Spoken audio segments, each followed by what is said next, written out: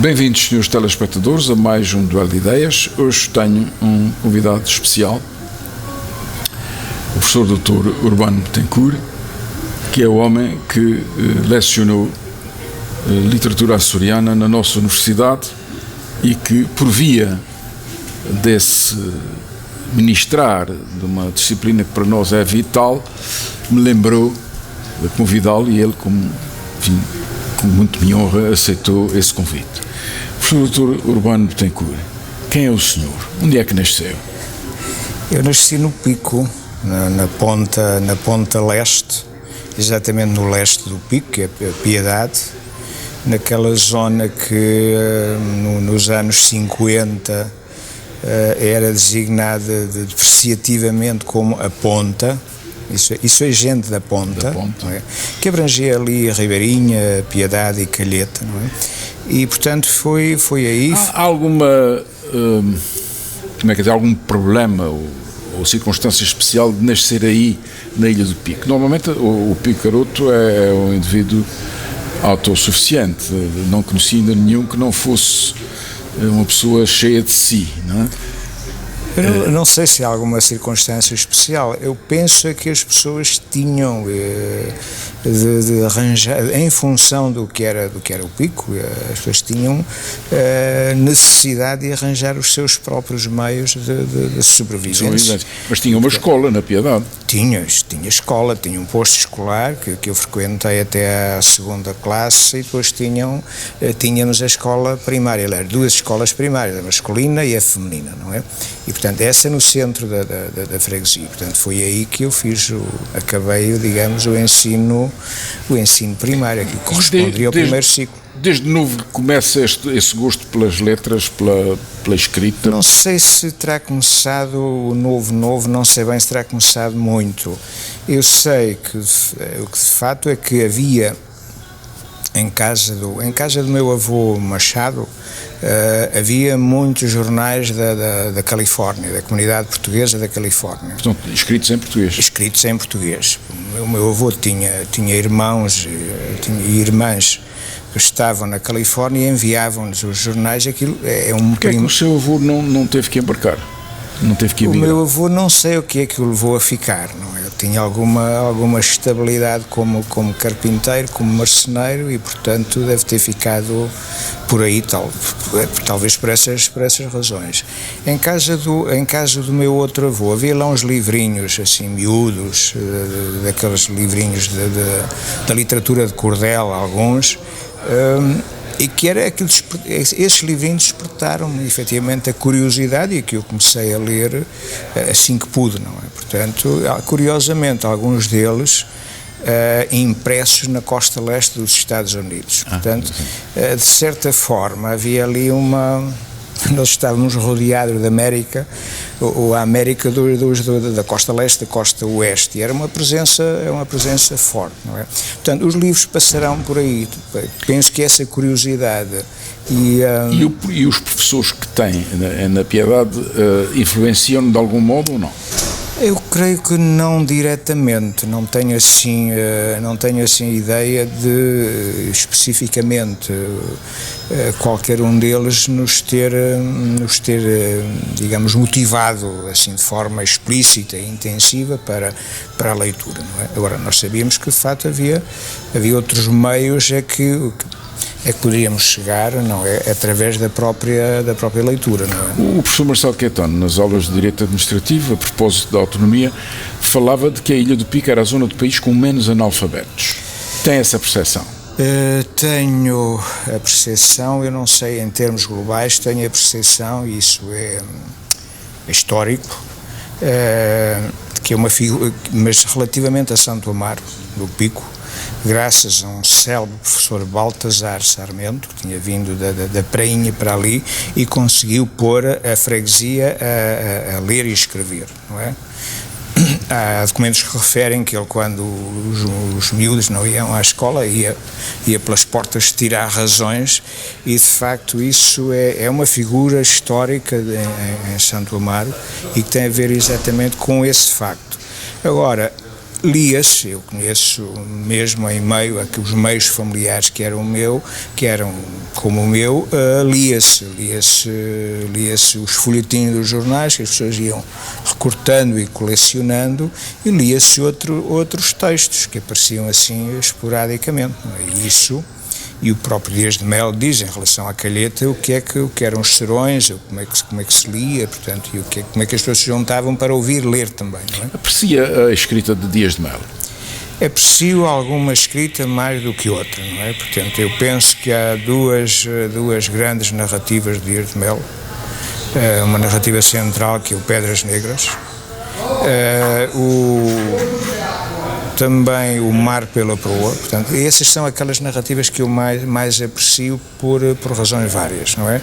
O Mar pela Proa é quase uma espécie de narrativa cinematográfica, que está ali feito de tal maneira que era possível adaptar ao cinema facilmente, e o próprio tom narrativo tem muito de cinematográfico.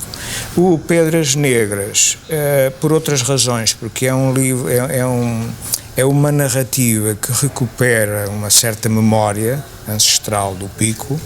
Essa memória projeta-se nos seus aspectos funestos e dramáticos, projeta-se sobre as personagens, inclusive sobre a personagem central, que é o Francisco Marroco, e depois há ali uma espécie de retorno, que é, portanto, o percurso daquela personagem, que é percorrer o inferno da Califórnia até descobrir o paraíso que também lá existe, e é uma espécie de prémio que conseguido efetivamente à custa do seu esforço, mas depois ao regresso à ilha acaba por ser funesto e trágico, porque há ali uma espécie de eterno retorno das calamidades que acabam por destruir. Algum paralelismo com a Gente Feliz, com Lágrimas do João de Mel?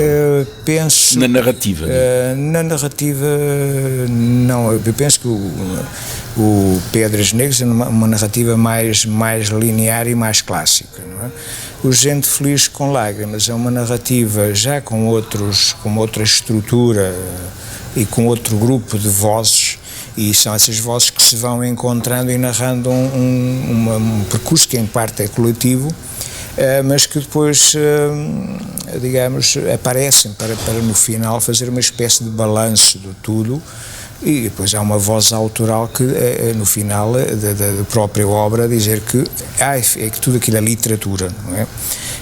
Portanto, é um pouco uma outra questão que ainda há poucos dias tínhamos estado a falar com os amigos, que é o João de Mel criou uma linguagem que é dele, uma linguagem muito esfuziante, uma linguagem muito metafórica. E, portanto, isso é o universo dele e que nós reconhecemos facilmente. No caso de Dias de Mel, há uma narrativa e uma linguagem que está dentro mais de uma certa estrutura clássica. E isto, clássico, não quer dizer que seja depreciativo. Claro, com certeza. Portanto, são modos de trabalhar. Sr. Professor, depois acaba a escola primária, nesse tempo a 4ª classe, não é? Sim. E depois vai continuar os seus estudos aonde? Eu acabei por ir... portanto, o Pico, naquela altura, não tinha ensino secundário. Era preciso ir para o Faial ou para a terceira, e eu acabei por ir por entrar para o Seminário Menor de Ponta Delgada, que funcionava ali no... Portanto, vem para Ponta Delgada? Venho para Ponta Delgada, e com 11 anos... E quantos anos é que está cá? Estou cá 2, que era, digamos, o percurso habitual. Ficávamos cá 2 anos e depois passávamos para o seminário em Angra. Em Angra. E aqui há algum professor que o toca, ou que o chama, ou que... Não sei, o professor era já bom aluno nessa altura? Era, isso aí era. Portanto, agora, não sei, porque aos 11 anos as coisas, nós estamos ainda de alguma forma incapazes de apreender muita coisa, não é? Em termos humanos, em termos de relacionamentos, etc.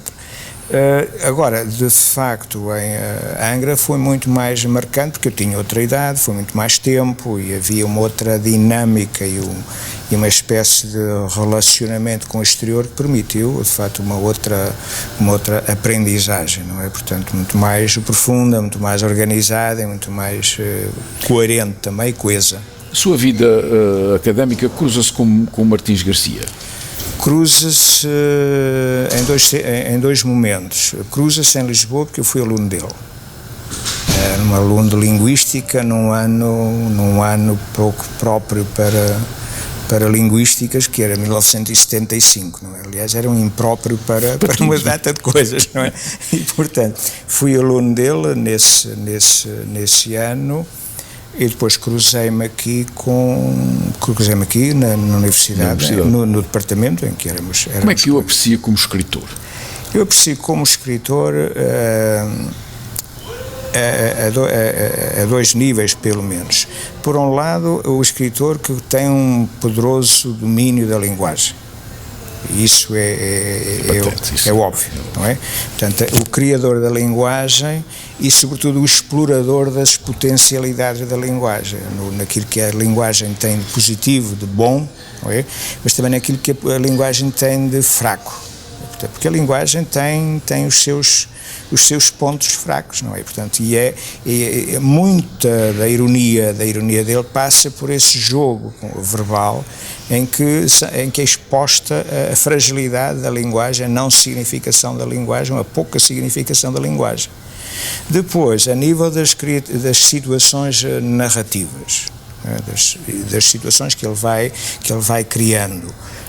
Por outro lado, interessa-me porque aquilo corresponde a uma determinada visão, que é obviamente a visão dele, sobre o universo insular português dos anos 50. Embora abranja depois um arco de tempo que vai até os anos 80, não é? Portanto, isso é o que eu Se tivesse que eleger o melhor trabalho dele, entre aspas, não sei se isso é possível, mas se tivesse que atribuir um prémio literário à obra dele, qual era a obra que escolhia para aconselhar as pessoas a ler? A Fome. A Fome, claro. Embora eu goste muito da primeira parte do Contrabando original. Ia falar agora, a segunda parte é uma parte já, digamos, experimental, ou experimentalista em termos de construção e desconstrução de personagens, porque há de facto ali uma espécie de desdobramento de personagens que nós dificilmente chegamos a entender quem é quem naquele jogo de vozes da segunda parte. A primeira parte é o universo rural, sim, mesmo aquela calheta que possa corresponder a uma vila, aquilo não deixa de ter todos os traços de uma comunidade ainda muito ruralizada, não é?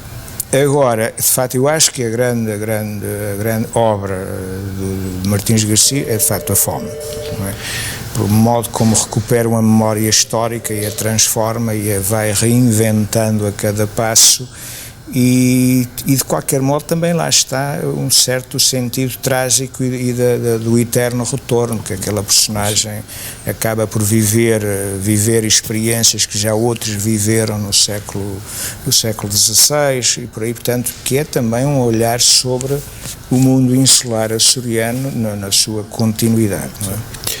Depois acaba o seminário, resolve evidentemente não eu se estive ordenar. Estive em Angra 7 anos e depois saí, obviamente por razões de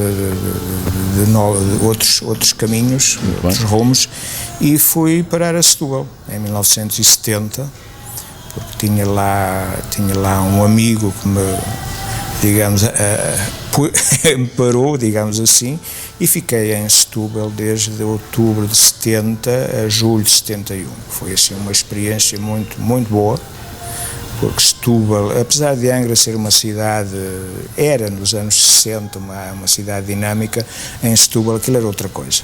Portanto, era um mundo diferente. Era um mundo diferente e para mim foi extremamente importante. Tem aí o contato aberto com livros, com leituras. Mas já não como aluno de nada, não? Não, como aluno de nada, estava entregue a mim próprio. Assim, não é? E depois? Em 71 fui chamado para o serviço militar. Estive aí, e começa uma experiência completamente diferente. Aí é outra, não é? Essa, portanto... Consegue falar sobre isso? Eu prefiro escrever, porque escrevendo controla-se melhor as coisas. As emoções. E em que província ou colónia? Eu estive em Mafra até dezembro de 71. depois fui colocado em Évora, eu era portanto de infantaria, fui colocado em Évora, por razões que eles lá sabem, enviaram-me para Tancos tirar um curso de minas e armadilhas, que é uma coisa não deviam gostar de si, não joga muito comigo, mas eu apliquei muito a sério. Claro. Lá tenho o diploma. Tinha que ser, porque tinha de ser, porque com aquilo não se brinca, não é? Claro. Portanto, com uma espingarda. Mas não chegou a ir para o ultramar então? Fui. Então para que... Estive em Évora até julho, portanto dei aquele salto mês e meio a Tancos, para regressei a Évora, onde dei instrução a um pelotão. Nessa altura, estrutura na tropa, qual é?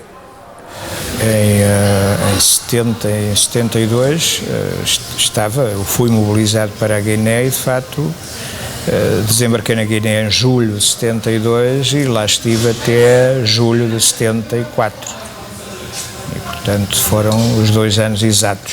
E sempre na mesma função? Eu estive num primeiro sítio com uma companhia que eu tinha formado em Évora e portanto estive lá até janeiro de 73, curiosamente como oficial, num quartel razoável, tinha sido construído inclusivamente por uma companhia em que estavam alguns micalenses, que eu vim a encontrar mais tarde aqui já muito recentemente. E durante esse tempo fui, digamos, transferido, foi indicada a minha transferência para uma companhia de soldados guineenses, Balantas, e tive de fazer um curso de preparação prévia para depois digamos, articular bem com eles. Portanto, estive um mês e tal na ilha de Bolama. Aquilo era um curso genérico sobre cultura guineense, comportamentos, hábitos, crioulo também. Escreveu alguma coisa sobre isso? Tenho coisas escritas sobre isso num livro chamado África Frente e Verso, que é o conjunto, praticamente quase integral do texto que eu escrevi na Guiné e depois da Guiné que eu escrevi sobre isso, não é? Quando escrevia na Guiné, o seu estado de espírito traduzia-se na sua escrita? Há uma sequência de poemas que foram escritos todos lá em que isso está dito, mas está dito de uma forma muito contida, não é? Aliás, foi uma das observações que me fizeram em relação a esses poemas, como é que na Guiné, no meio, numa zona complicada, não é? A todos os níveis, e com 20 anos se consegue escrever sobre aquilo com uma tranquilidade tão grande. Isso é também uma forma de autocontrole. Ora, aquilo que era a violência está lá nos poemas, indiciada. Não está escamoteada, portanto? Não, está lá diretamente, agora está digamos, através de um discurso muito peculiar, que é o meu discurso daquela época, daquele tempo, que tinha a ver com leituras que eu fazia e, portanto, isso também passa por lá. Conheceu Spínola nessa época? Conheci-o, não com contato próximo, mas conhecidas das passagens, daquilo que se dizia dele, obviamente, e das passagens fugazes pelo quartel, mas só assim portanto, era aquela figura que tinha alguma coisa de imponente e que impunha-se pelo seu perfil exterior, não é? E depois havia tudo aquilo que estava associado à figura e à atividade dele enquanto iniciador de uma forte campanha de ação psicológica, não é? Que nós chamávamos depreciativamente a psícola. E, portanto, que era toda aquela tentativa de chamar para o seu lado as populações, pelo menos aquelas que fosse possível, porque havia uma parte diretamente controlada e digamos, extremamente voltada para o PIGC, como aliás havia também populações de duplo controle. Nós íamos lá, depois o PIGC ia, portanto, Isso funcionava também assim. E, portanto, ele tentou, de facto, cativar uma parte da população para o seu lado. Chamando também os grandes, não é? Os chamados os grandes das populações, os chefes, etc. Depois, a nível prático, toda aquela política dos aldeamentos, que era a concentração das populações em determinados espaços, o facto de armar a população, portanto, com as milícias, que era uma forma de autodefesa, não é? Claro que isso depois, após a independência, claro, os aldeamentos fizeram-se porque eram construções artificiais. Chegou a acreditar nele depois, quando ele publica o Portugal e o Futuro? Eu conseguia, portanto, eu penso que havia duas coisas em relação a isso. A percepção que se teve é que, de facto, eu conseguia dizer alguma coisa que ninguém dizia, não é? E conseguia questionar o papel e a presença de Portugal naqueles moldes. A questão que depois também era digamos, paralela a isso, é que tinha-se a noção de que era uma discussão que já vinha tarde. Já vinha tarde demais. Depois dá-se o 25 de Abril e os seus professores saem da Guiné, naturalmente. Eu continuei lá até julho de 74. Consegue recordar esse Nada. A única coisa que eu me recordo de abril, entre abril e julho, talvez já a princípio de agosto, quando vim aqui ao quartel-general em Ponta Delgada, desmobilizar-me, a única coisa que eu me recordo foi de um ataque ao quartel que nós tivemos, um ataque violento que nós tivemos de 30 de abril para 1 de maio. Não é? Isso era uma espécie de resposta, um desafio. Um desafio anterior que tinha acontecido uma operação de grande envergadura e tinha-se deixado um chefe de uma companhia africana tinha deixado uma mensagem para os nossos inimigos e eles responderam com um ataque em força, com mísseis e tudo isso nessa noite. De resto, não tenho assim mais memórias porque não sei que as coisas me correram bem, não é? Porque não tive problemas com os soldados. Depois vai para Portugal, em julho, não é? Em julho regresso, venho logo para os Açores, passo por aqui em agosto, creio eu, e em outubro regressei a Lisboa, porque precisava de arejar e precisava também, portanto, tentar fazer uma coisa que eu tinha começado antes, depois não acabei por causa da tropa, que era fazer acabar um curso superior e acabei por ir por escolher, obviamente, filologia românica, que é hoje uma coisa... Foi aluno de Vitorino Mésio? Não, dos grandes mestres da Faculdade de Letras já não fui. Nem mesmo Machado Pires? Nem Machado Pires, fui aluno de Martins Garcia, portanto... É aí que se tornam os dois picuenses a encontrar? Sim, mas nós funcionámos aquilo ano inteiro, dentro da convivência possível num ano como o de 75. Claro. Que depois, ainda para além disso, coincidiu com um tempo em que ele foi diretor do Jornal Novo, mas nunca me apresentei na minha qualidade de picuense, nem eu conhecia o que ele já tinha escrito, mas ficámos assim naquela relação. Cada um no seu lugar. E depois licencia-se? Licenciei-me e ainda antes de licenciar-me comecei a lecionar no sul do Tejo, na margem sul, em Amora, e depois, quando acabei a licenciatura, voltei a Setúbal como professor. Estive lá 3 anos, a minha mulher também lá esteve em Setúbal e regressamos aos Açores em 84. E fiquei. E vem lecionar aonde? Venho lecionar na secundária Antero de Quental, nesse ano letivo, depois fui um ano à Escola da Lagoa, regressei a Antero de Quental e estive lá até 90, quando ingressei na universidade. Quem é que o convida para a Universidade? O convite foi mais ou menos dirigido pelo Departamento de Línguas e Literaturas Modernas, mais ou menos por sugestão do Martins Garcia. Não é? Eu tinha já... Que já era professor aqui nessa altura. Sim, eu tinha já começado, tinha já coisas publicadas na área açoriana, e ele precisou, ou digamos, ficou sem, digamos, capacidade de tempo e de trabalho para dar... Ele foi o fundador do departamento? Não, creio que não, ele veio mais tarde. Agora, o que ele criou foi a cadeira de literatura açoriana.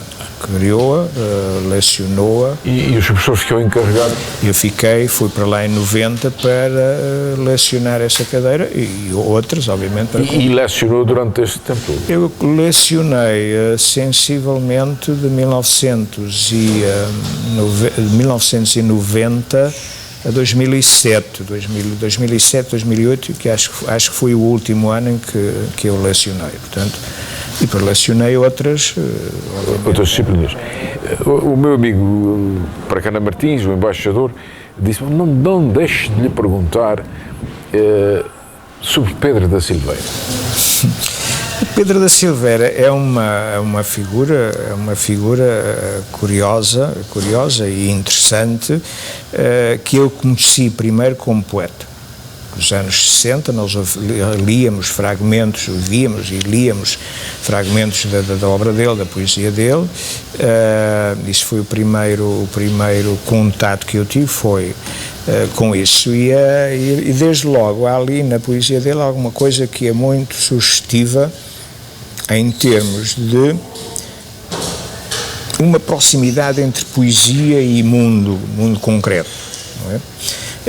E por outro lado há um discurso poético que tem muito de uma certa oralidade, de um certo prosaísmo, que é algo diferente daquilo a que nós estávamos habituados na poesia anterior, toda ou em grande parte muito marcada pelos cânones do parsianismo, aquele rigor métrico, estrófico, etc. Aquilo era outra coisa. Só depois é que eu me apercebi daquilo que era o trabalho dele como investigador, a nível da cultura, da etnografia,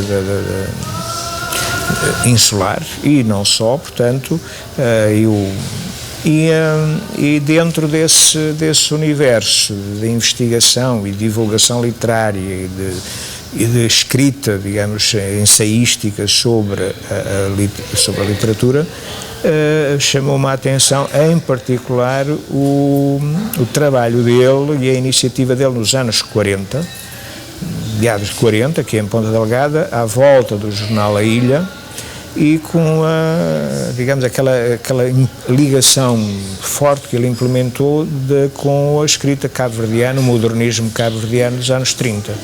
E isso depois permitiu-me ir atrás desse tópico, ou desse tema, e permitiu-me também, ou proporcionou uma oportunidade de eu me ocupar daquela geração dos anos 40, que é uma geração extremamente interessante, aqui em Ponta Delgada, que é de facto onde naquele tempo se concentra a maior atividade dinâmica em termos insulares, não é? Depois de 2007, o Sr. Professor continua na Universidade até há pouco tempo. Sim, eu continuei até o final do ano letivo, 2013-14. A lecionar o que na altura? Eu lecionei neste percurso todo, lecionei literatura portuguesa, depois lecionei também literaturas africanas de língua portuguesa. Funcionou temporariamente, mas eu preparei o curso, programas e isso tudo. Cheguei a dar teoria da literatura, introdução aos estudos literários, depois dei também uma área de análise gramatical, dei português, dei também português para estrangeiros, portanto andei assim nessa... O que é que pensa da cadeira de literatura açoriana? Qual Qual é neste momento o ponto do seu pensamento sobre essa cadeira? A cadeira continua num curso que está a funcionar, que é o curso de estudos, penso que estudos portugueses e ingleses, creio eu, vi isso há pouco, e portanto eu penso que é uma cadeira que tem uma importância na medida em que é um olhar sobre a produção literária num determinado espaço, que é o espaço insular, que depois se abre para outros espaços que têm a ver com uma literatura que já não sendo açoriana, acaba por refazer a cultura e uma memória açoriana, mesmo não própria, que é o caso dos luso-descendentes. E um colega amigo meu, Humberto Freitas, tem dado imensa atenção a essa literatura, não é? Portanto, a questão da açoriana tem essa dimensão. Há uma produção que é uma produção literária que surge num determinado espaço, num determinado contexto cultural, num determinado espaço cultural, e que é um fator que pode e deve ser estudado como se estudam outros fatores culturais açorianos, não é? De outras dimensões da cultura açoriana, portanto. Mas é um elemento fundamental. Exato.